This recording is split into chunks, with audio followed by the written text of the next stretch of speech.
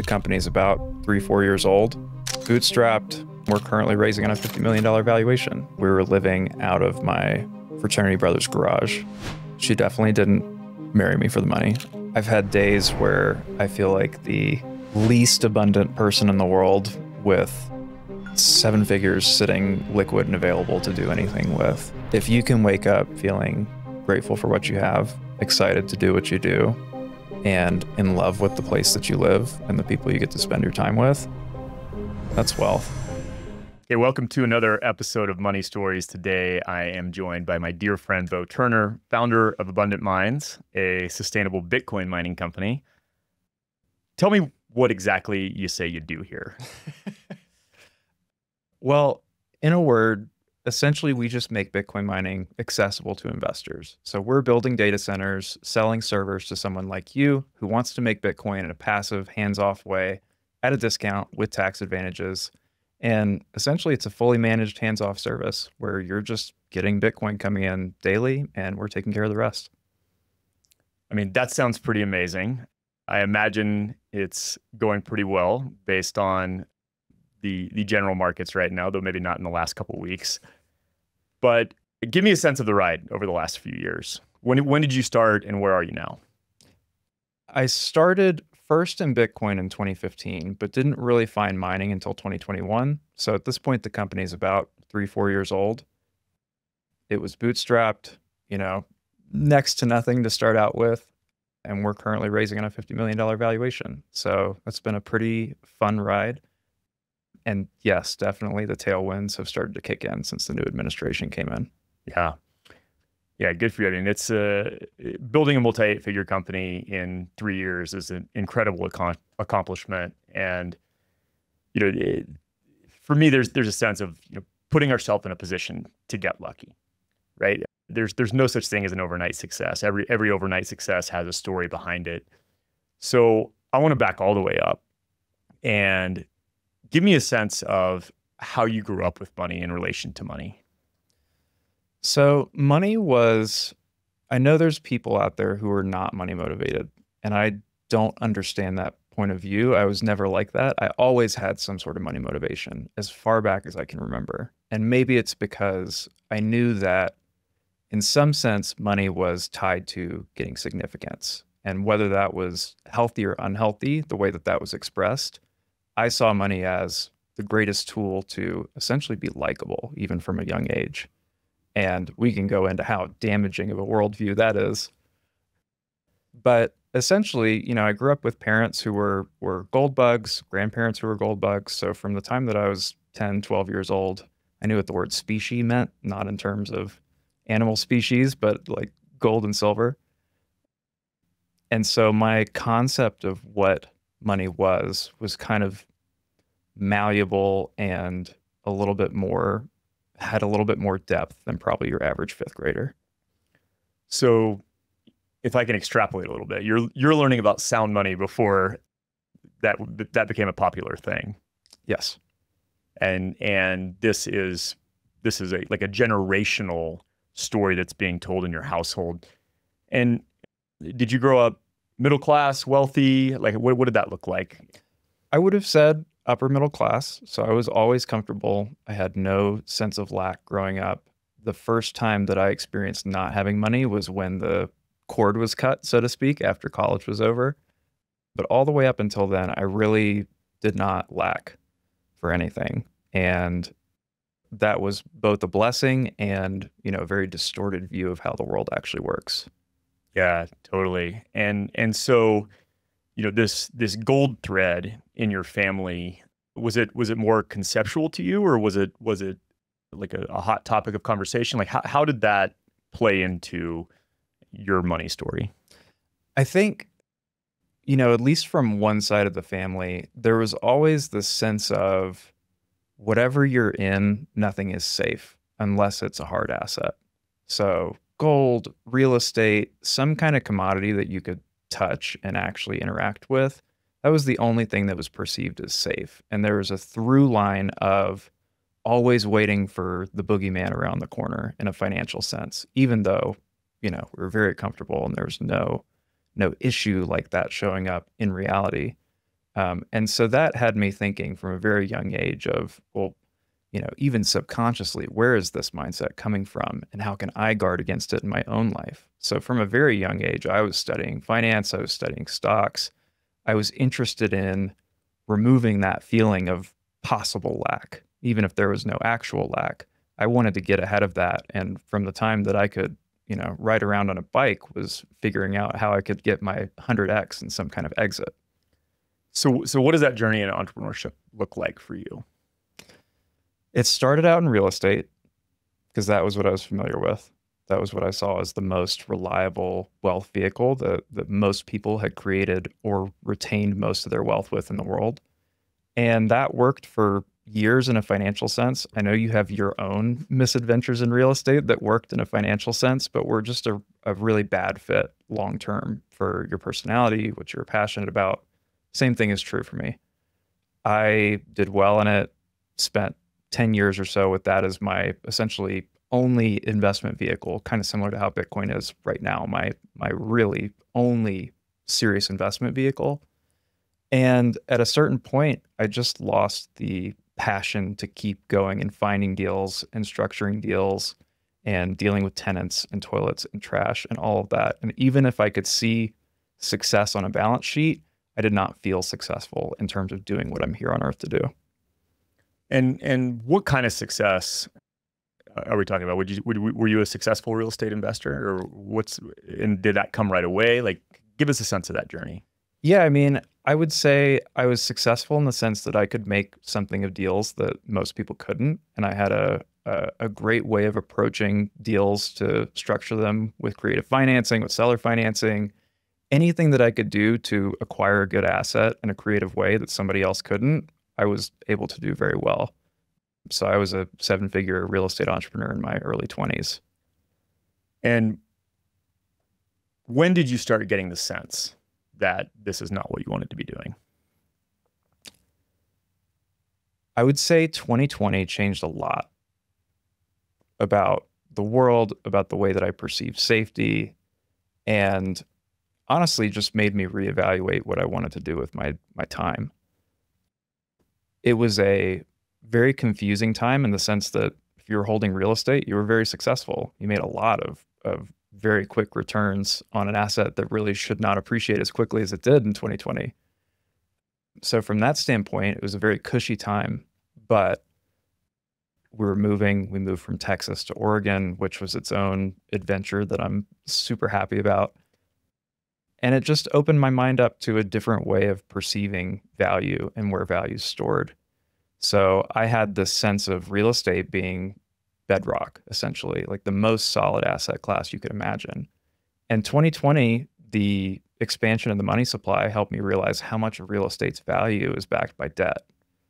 And that scared me because I realized it doesn't matter if you don't have any debt on your property.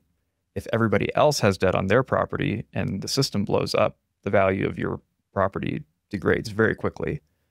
So even if you're responsible, the irresponsibility of everybody else is a systemic risk to your own portfolio.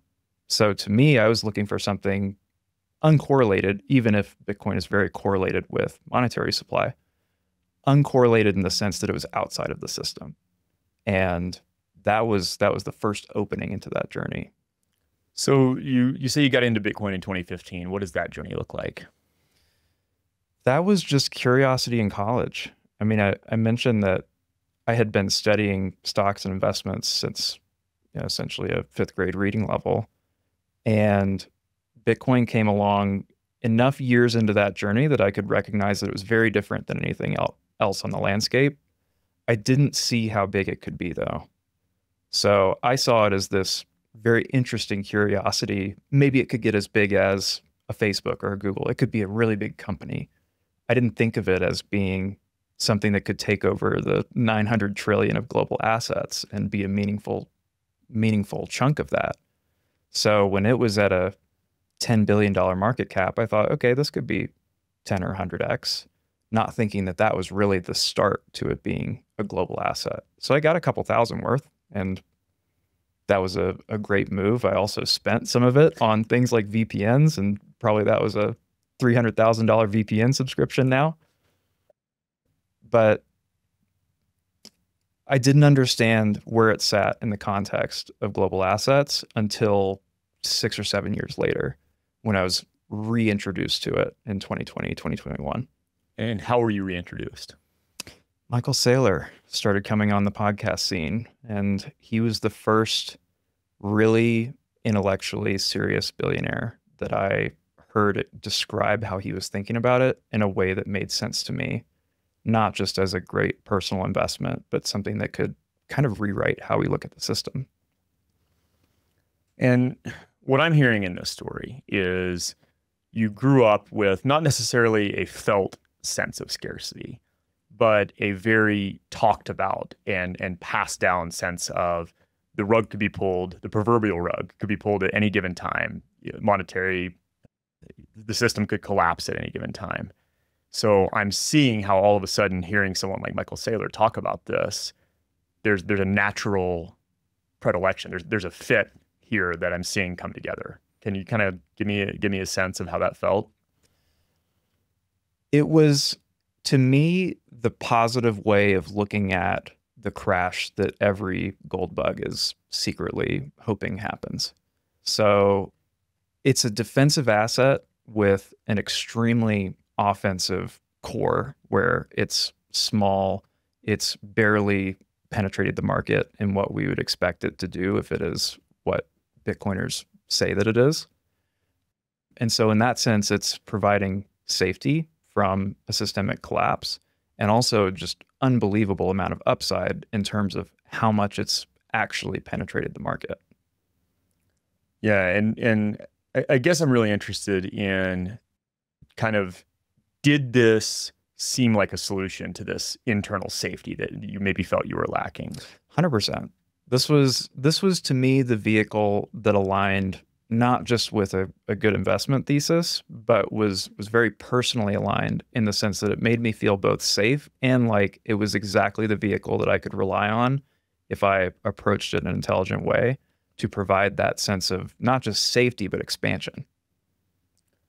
And from a personal wealth perspective, give me a sense of what your ride has looked like, because it always hasn't been sunshine and rainbows. Well, my wife and I, my now wife, when we first started dating, we were living out of my fraternity brother's garage. So that was, she definitely didn't marry me for the money. I will tell you that much. And What year is this? This is 2017, 2018. Okay. The ride in the Bitcoin space has been extremely volatile, but it's also come with a lot of learning. So we've gone from living in a garage to having an amazing home in the location of our dreams in Oregon, to then after 2021, when the market started to turn again, realizing, oh, we could have afforded our dream home a few months ago, but now we're unable to make that choice. And back again within the last, 12 months or so. So it's been a wild ride. There's been a lot of learning along that in terms of how to both bet on yourself and bet on the upside, but also protect yourself from getting into a situation where you can't make a solid financial move. And that's a huge part of the reason that I originally got introduced to you was, it's one thing to create opportunity. It's a whole other thing to not mess it up once you've got it. Yeah, the way I tend to put that is that, we go from being an accumulator of wealth to a defender of wealth. And if we don't make that, and it's a spectrum, it's not a 1 or a 0. You don't wake up one day and go, okay, I defend my wealth now. Like it's a journey across that spectrum. So what does that journey look like for you? Going from pure accumulator back against the wall, betting on yourself, to starting to step into this idea that, hey, maybe I need to just start protecting some of what I've built. So a lot of it, I'm grateful at this point that I serve people who are in the investment space, because I am still personally very much in the creation stage, not the defense stage. So a lot of my attitude toward defense comes from needing to think about the people who I'm serving. So personally, I'm getting all of these defensive strategies so that this never happens to me again personally. But I also recognize that the people that are coming to work with me often have not been through a full Bitcoin market cycle, and they're relying on me to give them the roadmap for how they can navigate this and not just get upside, but protect the downside. So a lot of this journey is, the saying is you've got to give to others what you're hoping to get for yourself. So I'm really serving as that kind of lighthouse for people who are trying to navigate a space and not get screwed and not lose everything. And in return, I get that same experience for myself. So again, still very much in a creation mode for myself, but accumulating those strategies, accumulating that mindset of always covering your downside as you grow. Yeah, I mean, there's a sense, the word that's coming up for me is stewardship, right? And when you take on investment, when you take other people's money, you're essentially saying, hey, I'm going to be a steward of this on your behalf. And it strikes me that a lot of times, even if we're not great at protecting ourselves, we may be better at protecting other people. And so it's actually that sense of service that allows you to start taking care of yourself. Even in the more personal sense, it's a very different mindset when you're just going out on your own to create something for yourself, or you're doing it for a spouse or someone who depends on you. It's a very different mindset when someone's relying on you versus when you feel like you can swing for the fences and you've got nothing to lose. Yeah, and something that we've talked about is that you are still relatively young, and yet you just talked about having lived through some Bitcoin cycles. This is still a nascent industry, as we've kind of indicated. And so, what kind of clients are coming to you, and how do you explain that life cycle and the volatility? Like, how do you think about that? How do you frame that to people? You're right. I'm still in my late 20s, but have been in the Bitcoin space for more than 10 years now, which I realize is quite a long time in a space that's only about 15 years old. So more than 2/3 of the history of the industry, I've at least had a viewer's standpoint on. The most common thing that I've got to tell people is, one, Bitcoin, not crypto. That's kind of like rule number one. I spent plenty of time in the crypto space, made and lost tons of money. And as you've mentioned to me before, it's anything that you're not willing to gamble should not be in crypto. That should be in Bitcoin. So that's the first thing that I'm telling people is many are coming seeing much higher yields in crypto mining broadly, at least in the short term. And so we're coaching them back to, hey, I know that a penny stock can go up way more than, say, a blue chip, but that doesn't mean that you allocate a significant part of your portfolio to it, or really any, unless you've got some really good reason to. So that's the first thing. And the second thing is time horizon. It's an industry that's known for being extremely fast paced and very fast money. And that can be a really damaging mindset, especially when you want to see it through at least one 4-year cycle before you start making any kind of change in your allocation. Like when I see people coming into the space and they're looking for a 12-month return, I say you should find something else. This is not the kind of thing where you want to get in and get out. This is a long-term bet. This is an early stage industry. You wouldn't look for an exit from an Apple or a Facebook a couple of years into the company's trajectory if you believe that it's going after this huge market space. So time horizon, get rid of the get rich quick mindset, and make sure that you focus on really the asset that's proved to be dominant and at least relatively stable compared to everything else in the space over a long time horizon. And so what's a long time horizon mean to you, and how do you think about that? In Bitcoin, I would say a long time horizon is 10 years or more. A reasonable time horizon is 4 years or more. And I would say it's the same for mining. So in the mining space, totally different dynamics, a different reason you would get into mining, but same theory. It's not, you don't buy a machine and then hope to resell it within a year. This is a minimum 2 to 3 year thesis, and ideally more like 4 to 10 years to see the life of an investment. It's kind of like I try to draw an analogy to things that people are more familiar with. You don't typically buy a property and then resell it within the next year or two. You'd hold it at least 5 years is typical, but in many cases, a lifetime if it's the right investment for you. So I'm coaching people usually toward this is a forever hold because any smart investor in real estate knows the best part of it is that it can appreciate and you can collateralize against it and go live your life and have all these amazing tax advantages where you never have a tax liability. Same thing with Bitcoin. If you're holding it on for 10 years or more, you get to ride the wave of appreciation, but it's also a highly collateralizable asset. So you may never have a taxable event and get to live off that appreciation for years to come. Okay, so from a first principles perspective, why would I invest in mining versus just accumulation of Bitcoin itself? There's two main reasons. The first is tax advantages. So assuming that you can make the same amount of Bitcoin, if you just buy Bitcoin, the asset, you've got an intangible asset with no depreciation characteristics, no write-off characteristics. If you get a miner, you've got a physical computer that you can depreciate over a 5-year life with bonus depreciation in year one. And then you've also got operating expenses to write off against any income you create. So assuming you make the same amount of Bitcoin as if you had just purchased Bitcoin on the market, you've got essentially 100% write-off over the course of a couple of years.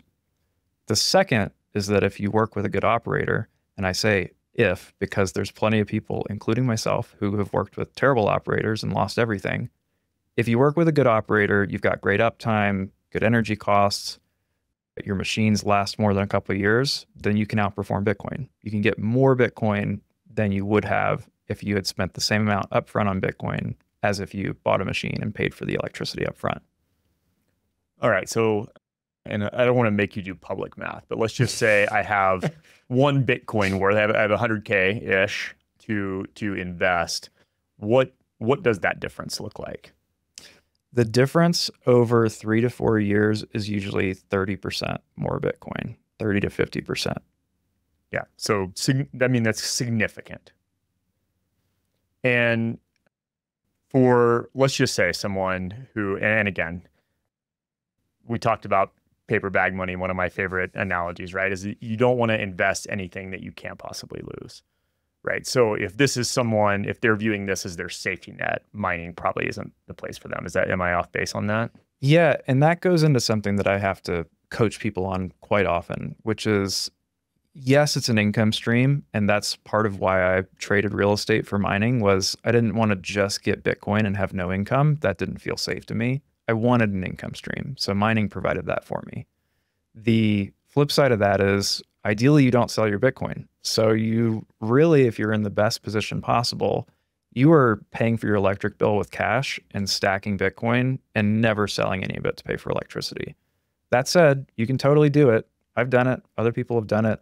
You may regret it in 10 years when that $200 electric bill turns out to be a $1 million electric bill. One of our technicians, for example, was mining in 2013 and he was paying for electricity in 2013 with his Bitcoin. And that at this point has become a $10 million opportunity cost. So if you can, it's good to hold on to it. But that said, it is an income stream. It's not as stable of an income stream because Bitcoin's price is moving around constantly. It's not like a fixed rent check that you would get from a piece of property. And to your point, I wouldn't let it be your only income stream, especially if you're depending on it to live, because naturally that's just going to put you, if you're in a situation where the price is dipping, that should be a huge opportunity for you to allocate more if you've got a good long-term thesis. But if you're overextended into it and the price dips and your income dips, then you're going to be more likely to make a really dumb decision and regret it 2 to 4 years later. Yeah, totally makes sense. And you know, what I'm struck by is essentially that, you know, there are a lot of people who, and this is where maybe we get into a difference of opinion, right? There are a lot of people who view Bitcoin in general as as the great hope, and they're putting all of their portfolio, right? And this, we see this probably in like, lower middle class type people that have kind of believed in this dream. How do you think about diversification or stability when it comes to investing in Bitcoin? So we had a great conversation about this a few weeks ago. And I asked you this because I've been on the unfortunate end of that over allocation, removing some options from my life. And what you told me was, this is your primary business. You have an edge that most people in the market do not have. I would say that you're not dumb for having a really high allocation to Bitcoin, because that is, as most entrepreneurs who own their business, likely to be a huge part of your net worth if it's your primary business occupation. And so that was comforting to me because I believe in that. I'm still 100% allocated to Bitcoin in the Bitcoin space. But to your point, there's a lot of people who don't have an edge. And it's in those cases that I think you should take a more measured stance. The case in point being, if you don't understand something at a very deep level, you're likely to get shaken out at the worst time. When the fear is running hot, when everybody's running out of it, that should be, if you are well studied and well equipped mentally to allocate properly to something, you're going to take that opportunity. But if you are not either full-time in the industry or have some unique edge, likely going to get screwed and shaken out, and you're going to be mad that you got taken out of your position. Where if you had had a little bit less, say not 100% of your net worth, but like 20 or 30% even, which would be high for most folks, that's going to be a much more comfortable place for you if you still have all the optionality in terms of providing a good life for yourself and your family. Yeah, I mean, if I think back to, I guess 2017 was the original Bitcoin run up, right, where it went from like 3K to 20K in a few months. That was really like to me, Bitcoin almost looks like stock or public equity euphoria, but maybe even magnified, because there was a lot of people that got in near the top of that, and then how long was it before they ever even sniffed a recovery that got them whole again? And about 4 years. Yeah, four years. Yeah. Right. And so, like with everything going on right now in the markets, stocks, there's a lot of fear. People tend to sell when there's fear. And even though, we all know the strategy is buy low, sell high, that's actually not most people's experience. Most people get in when it's a frenzy, and then, Bitcoin is even more volatile than the broad public markets. And so, how do you think about coaching people to weather that volatility? So this goes back into why I love mining, because if you are mining through your electricity bill, that means you're essentially spending a fixed amount every day or every month to acquire Bitcoin. And regardless of what the price of the underlying commodity does, you're producing it at a discount. So even if, say, we were at 100K a few weeks ago, and now we're down to, I don't know, I didn't check this morning, but 70 or 80. The difference for a miner is I didn't lose 20 or 30% of my assets. I'm just still making, because I'm producing a Bitcoin for 50K, instead of making 50% margin, I'm making 25. Boo-hoo. I'm still making net income. That's not a bad place to be in. So psychologically, I'm not feeling that loss nearly as much as someone who smash bought 10 Bitcoin at 100K and just watched 200,000 or 300,000 evaporate over a very short period of time, because I just see my Bitcoin balance going up. So it's a very different place to occupy psychologically. Yeah, that makes total sense. You're really, it's a real mindset shift from an income stream versus an accumulation asset. Cool. Well, shifting gears a little bit, I want to dive into, what it's been like on this ride. So, you mentioned from a young age that there was this allure of money as a driver for you.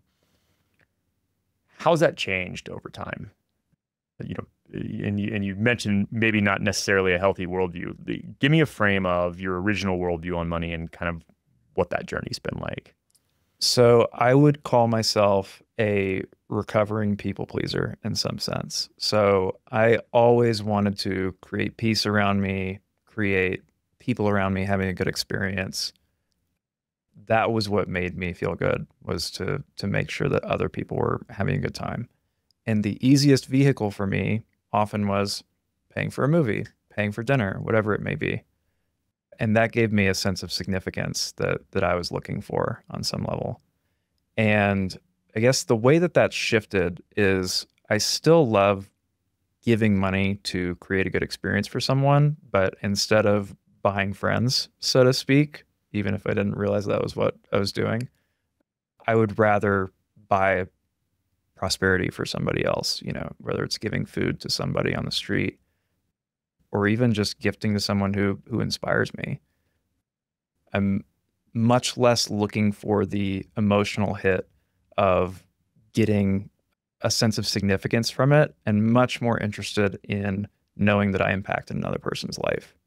So same thing in the sense that I'm still looking to give out a resource, money, to cause an effect in another person. But instead of it being self-serving, I'd say the healthy evolution of that has been that it serves the other person and is much more serving to me in that sense because I wasn't doing it to try to fill a void. I mean, I don't want to keep harping on your age, but that is a profound realization for someone in their 20s. How did you know you were doing this from a sense of people pleasing? Like, when did that first come into your awareness?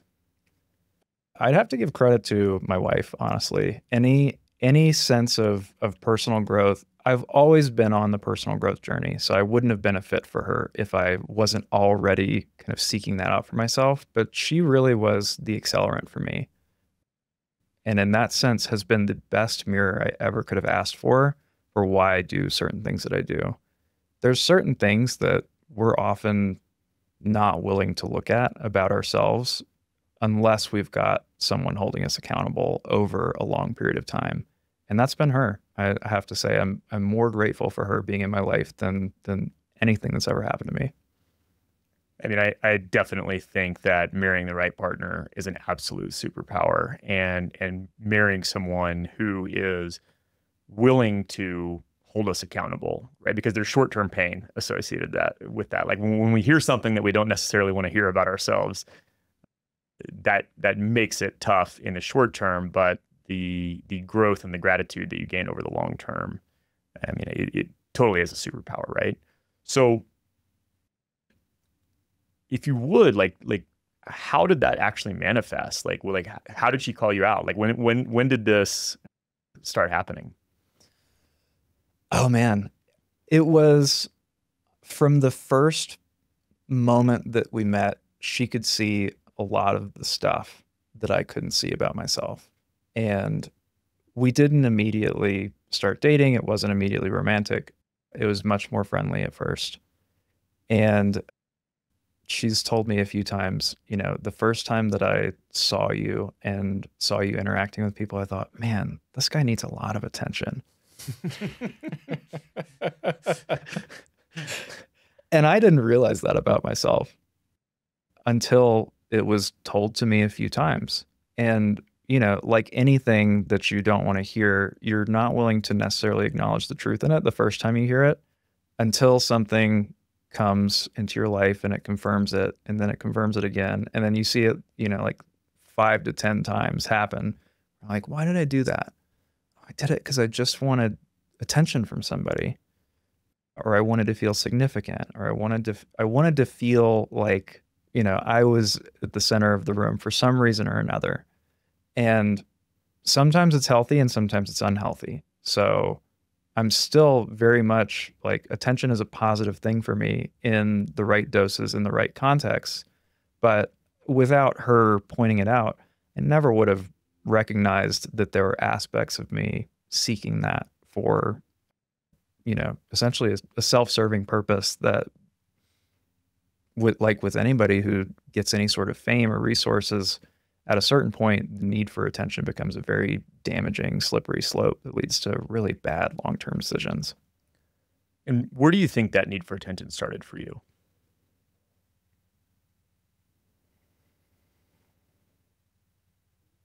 If I had to make an educated guess, I would say very busy working parents who very much loved me and did everything to the best of their ability to show up in the right way, but who were extremely busy people.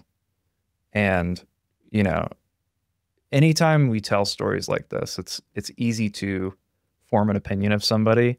And I will say they spent a ton of time with me. If anything, they wanted to spend more time with me than I wanted to spend with them. So let's get that very clear. But I experienced them as having a lot to do all the time and that I should go entertain myself. And that led to a lot of attention-seeking behavior, I believe. Well, I love what you touched on here because, you know, this is, we talk about childhood trauma, right? There's big T trauma and little t trauma. The reality is all we have is our own lived experience. And this happens, you know, with me, and I can see it happening in my kids. You know, my daughter the other day came to me and was like, "Oh my gosh, Dad, you have to work all the time. Like, I wish you would play with me more." And I was like pulling out my hair. I'm like, I'm one of the most present dads that I know, but my daughter only has her own experience, right? Like, she doesn't know that most dads don't get to quit work at 2 in the afternoon when they get home from school and play with them, right? And then if I do work until 5 one day, she's like, "Oh, why the hell aren't you playing with me?" Right?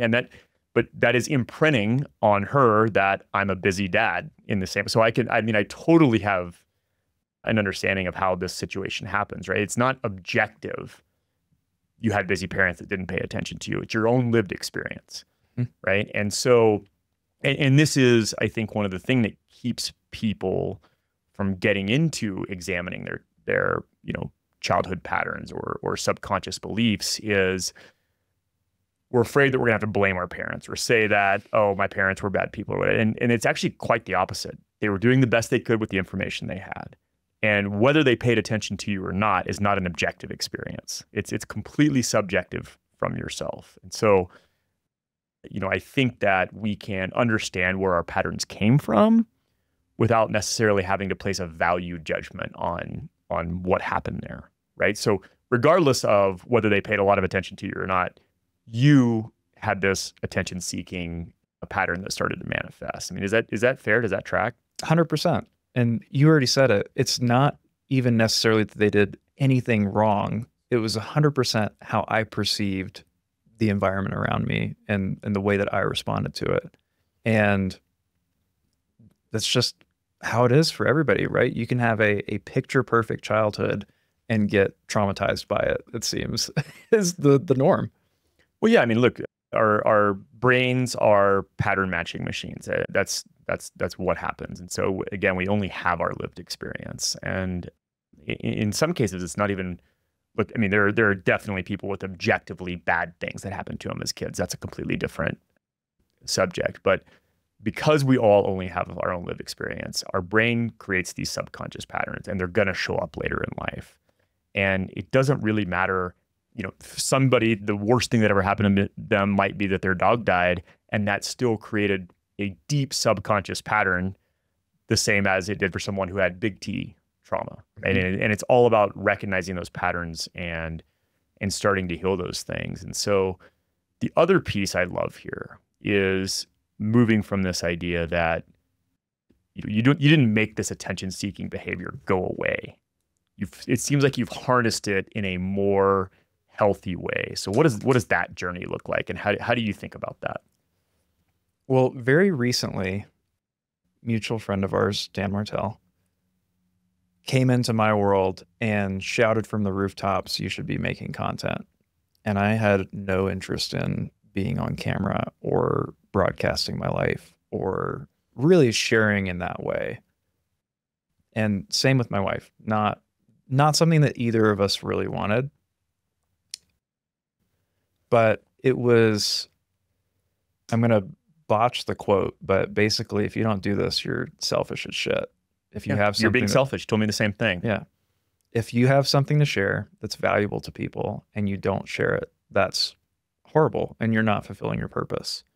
And that was a very different way for me to look at the whole idea of sharing myself with the world in that way. Before that, I wasn't spending any time on social media. I didn't have an Instagram account until like a few months ago. And it was almost like you need people at certain points in your life who you respect to give you permission to do something that, if not approached in the right way, could be very damaging. You know, there's an aspect to sharing yourself on social media that can be exactly that slippery slope that I was mentioning earlier, and was probably part of the reason that I resisted it. It was like this can only spell bad. But because it was at the right time and the right person gave the advice, and I had the vehicle through, you know, an investment and a unique skill and value proposition to actually share something that I felt was worth sharing and not just like documenting your breakfast every morning. It made sense at the time. I thought, okay, here's a great way to fill that need of significance and need for attention in a way that aligns with what I think is actually valuable that I do in the world, and can not only help me satisfy that need, but help other people on a journey where I've got unique experience that frankly I undervalued and undershared for years. It's such a great journey, and my content journey has been very much the same thing. You know, if I think about, I said I didn't want to talk about my 8-figure exit, no, because I was being humble, Mm-hmm. right? Reality was I was scared. Yes. I was scared Same. of putting myself out there. I was scared of judgment, and the online world is a scary place. Like, people are really mean, and there's no reason to do that or subject yourself to that. Right. Why do that unless you have a really compelling reason? And I didn't think I had one. I imagine you didn't feel like you had one either. Totally. Until we get that mirror up and go, actually, you know what? I have been through the shit. I have some things that I've learned through blood, sweat, tears, and you know, I love learning the hard way, but I'm trying to quit.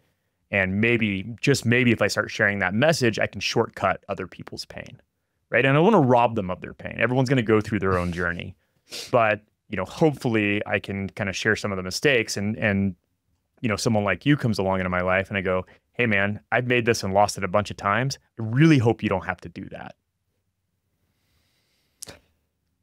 I can only imagine what I would feel right now if you hadn't started sharing yourself at the time that you did, because I didn't have anybody who was in my social feed who was sharing a journey of making a lot and losing a lot. And even just what I was really interested in was the psychological and emotional approach to these things. I mean, what I really appreciate about you is like, yeah, we can talk about portfolio allocation. I'll give you your 15 minutes of what you need on the basics, but really we got to unpack the emotional aspects of not just what it takes to create wealth, but what it takes to deal with having wealth, which is something that people rarely ever talk about, that I've heard at least, and is such a unsolved need that frankly is traumatizing in its own right if you don't know how to deal with that. It's kind of like having a huge amount of electricity that's got nowhere to go. It just implodes on itself at some point. Yeah. So what does wealth mean to you now? And how has that definition evolved over time? I knew you were going to ask me this. I think the best answer is waking up really happy with what I have is true wealth. And it has nothing to do with a number on a screen for how much is sitting in your bank account or your Bitcoin wallet. I've had days where I feel like the least abundant person in the world with 7 figures sitting liquid and available to do anything with, which is a hilariously sad place to be. So to me, it's all about the feeling. And if you can wake up feeling grateful for what you have, excited to do what you do, and in love with the place that you live and the people you get to spend your time with, That's wealth. It has nothing to do with a number. It's all experiential. So how do you think about cultivating that wealth? Have to be intentional about it. Have to know that it matters and spend time cultivating the state for that to be how you show up and how life shows up for you. So for me, meditating is a non-negotiable. Recently, fitness has become a non-negotiable because a great mind without the vessel of a fit body is kind of mismatched, and you're missing out on potential. Oh, but you're in build mode. I am in build mode. So how do you integrate build mode with cultivating that wealth, right? I mean, we're talking about being intentional, fitness, meditation, spending time doing things that light you up with people. What does that balance look like for you, or how do you think about integrating that with what you're building? So in a sense, I'm looking to just translate that feeling to the rest of the organization. One of the greatest gifts that I've ever received was from you, and it's this bracelet with the word magnetic on it. And I wear it every day as a reminder of how I show up best. And that word magnetic to me means not just am I showing up and doing the things to build the thing? Am I being the person who enables the people around me to build the thing and who attracts the right opportunities into his world?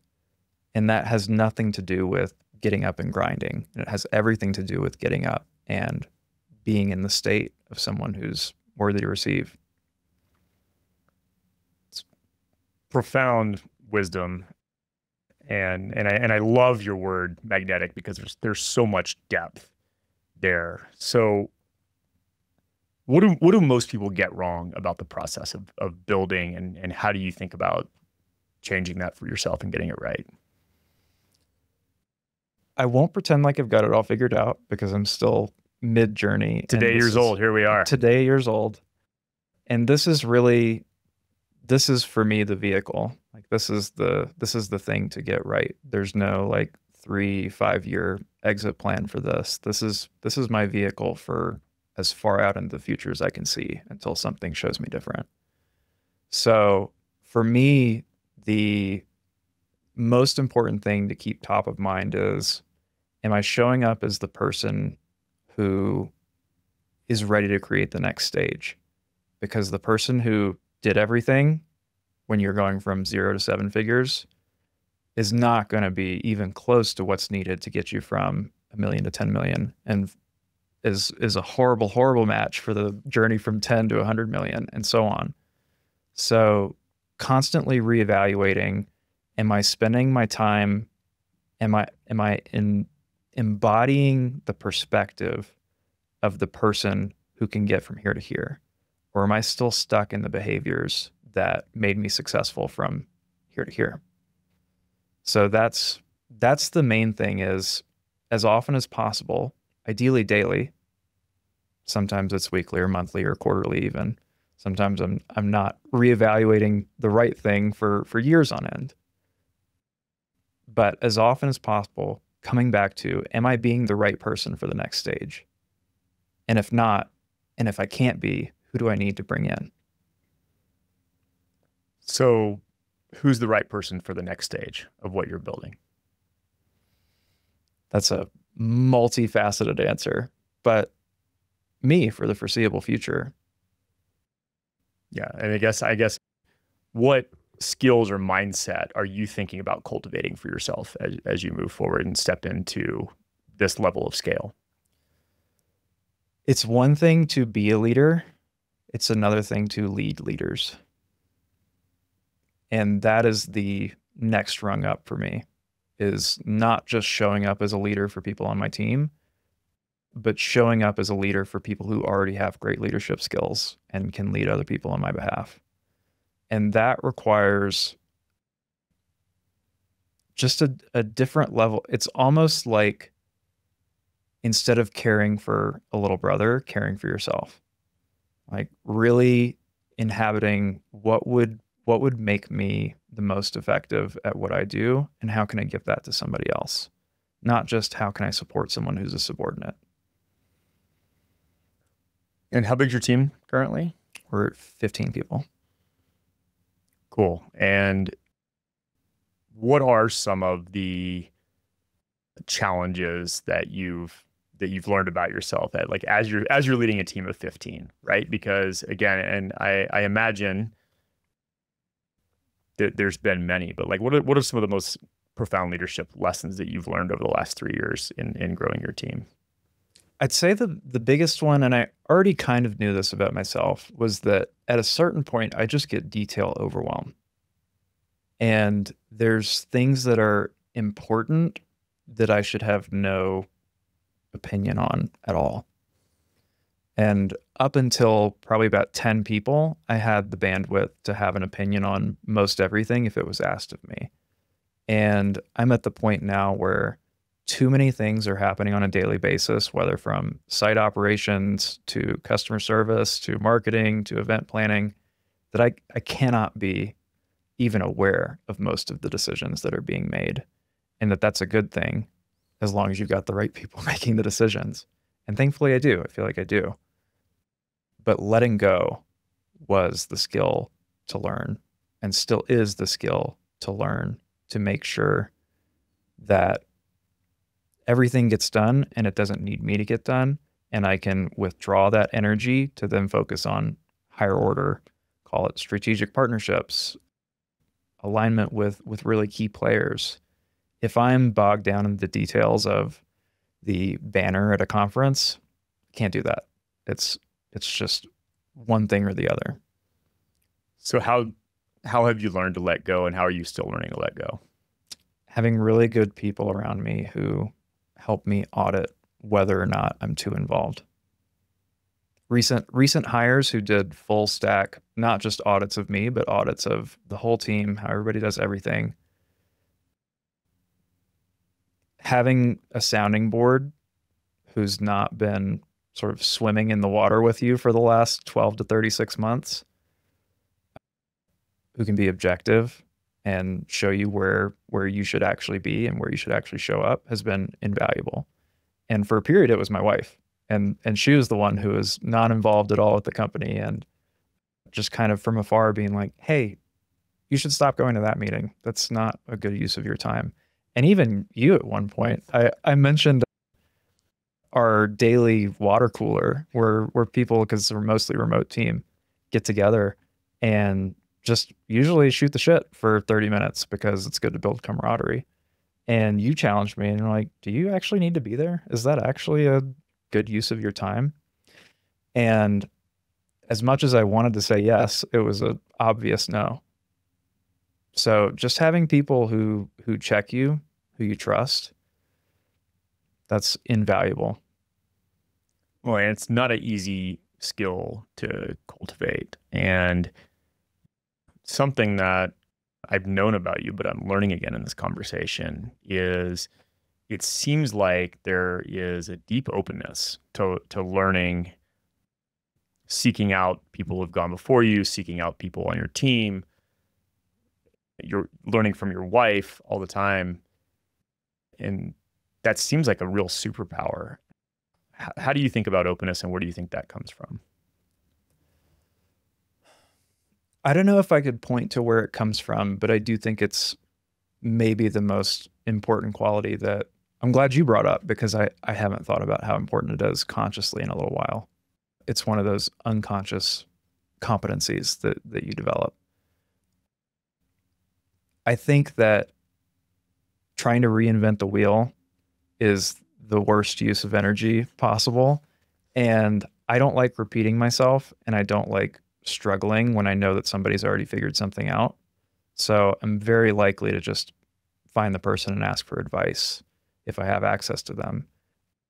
We also have amazing tools at this point through GPT and other language models that, as long as you're open to it, I mean, I think you've found it's actually been a pretty good, not just advisor, but therapist. I mean, sounding board for working through personal things. Like, if you're not open to getting information from many different sources, human and non-human, I think you're going to get very quickly left behind in the next decade.